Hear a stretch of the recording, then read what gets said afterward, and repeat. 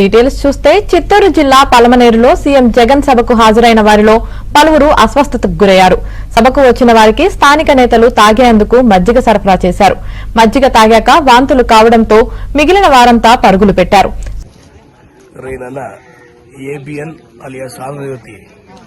తప్పుడు రాత్రులు విషప్రదర్శనాయాల కల్తీ మజ్జిగ గురించి ఏదో నిన్న నువ్వు ఒక వీడియో పెట్టావు నీ ఛానల్లో. వాటి గురించి వాస్తవాలు ఇప్పుడు నీకు చూపిస్తా చూడు. నిన్న మీ నల్సానపల్లి గ్రామంలో కల్తీ మజ్జిగ తాగి ఏదో అస్వస్థకు గురని చెప్పారు. దానికి జగనన్న మీటింగ్ కి అంటగడుతూ కొంచెం ఏబిఎన్ ఛానల్లో కొంచెం తప్పుడు ప్రచారాలు జరిగాయి. వాటి మీద మీ గ్రామస్తులుగా మీకు స్పందన చెప్పండి. అంతే. నమస్తే ప్రెస్ మీడియా వాళ్ళకి అందరికీ మా పాదాభివందనాలు. ఇది నలసానపల్లి గ్రామం.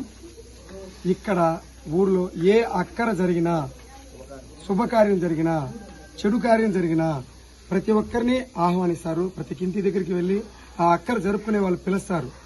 ఇది పార్టీలకు అతీతంగానే అందరినీ ప్రతి ఒక్కరిని పిలుస్తారు. వాళ్ళకు మర్యాదపూర్వకంగా టీ ఇవ్వడం గాని, మజ్జిగ ఇవ్వడం గాని, జ్యూస్ ఇవ్వడం గాని జరుగుతూ ఉంటుంది. ఇది రాజకీయ పరంగా తీసింది కాదు.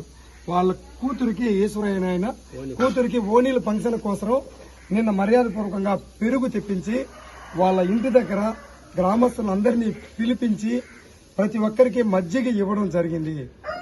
ఇది ఉద్దేశపూర్వకంగా జరిగినది కాదు. ఆయన సొంత కార్యానికి ఊర్లో అందరినీ ఆహ్వానించి ప్రతి ఒక్క ఇంటి దగ్గరికి వెళ్లి పిలిపించి మజ్జిగ ఇవ్వడం జరిగింది.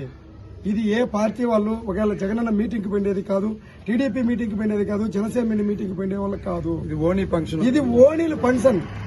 ఈశ్వరయ్య వాళ్ళ కూతురికి ఓణీలు ఫంక్షన్ చేసుకుంటుంటే ప్రతి ఒక్కరిని పిలిపించి మర్యాదపూర్వకంగా ఇక్కడ ప్రతిదాయి ఇస్తా ఉంటారు. ఈయనే కాదు, ఇంటిలో అక్కడ జరిగినా ఇదే విధంగా మర్యాదపూర్వకంగా ప్రతి ఒక్కరిని పిలిపించి 1కి 10 సార్లు టీ ఇవ్వడం, మజ్జిగ ఇవ్వడం, తాంబూలం ఇవ్వడం జరుగుతూ ఉంటుంది. ఇది యథార్థంగా జరిగినా గానీ జగనన్న మీటింగ్ కు పోయిన దాని వల్ల జరిగినది కాదు. దయచేసి ఎవరు గాని దీన్ని రాజకీయం చేయొద్దండి. మీకు చేతులైతే నమస్కారం పెడుతున్నాము.